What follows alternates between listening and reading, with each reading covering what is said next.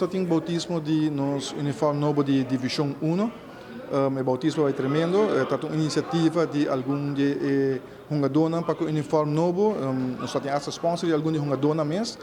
A ideia está para vincular o uniforme novo com o nome de Bajele e junto a pôr essa realidade para o time de Divisão 1. Hoje em dia, vamos pensar, isto custa caro, nós dependemos do United, dependemos de sponsor para o uniforme, então nós estamos curva de cambio de uniforme cada 2 anos, mas não é futebol, então o uniforme está agora gastar, agora usar, continua, mas nós estamos curva de cambio de uniforme cada 2 anos.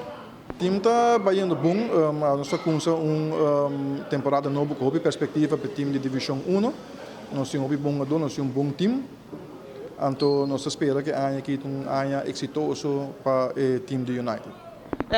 Que categoria nós temos de time aqui?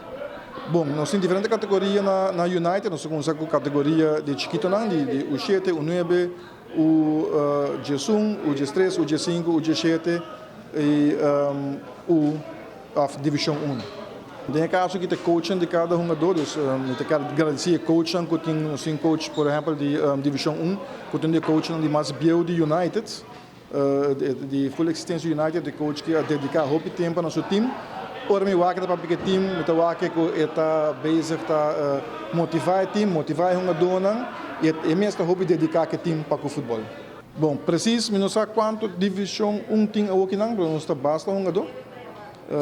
Dus preparação sempre está a intenção para ter um jogador presente para a hora de jogar. E eu no começo me quero em primeiro lugar agradecer a todos os jogadores do time, também a diretiva que está trabalhando incansável para o United, tem um trabalho duro, 2 weekends em jogar, 2 weekends no clube, tem tudo que ongoing, gasto não para pagar, fundraising não para guardar assim, dus me quero agradecer de coração na folha diretiva do United, que está fazendo bom trabalho, todos os jogadores, todos os maiores também, especialmente os voluntários, os coaches, que estão todo dia com os funcionários do veld. Não é um trabalho fácil, é um trabalho que exige muito tempo e é algo que para o United eigenlijk é voluntário. Então, eu quero agradecer a todos de uma ou outra maneira a donar na United, que o United é um clube para brindar e jovens de hoje em dia a oportunidade para treinar futebol.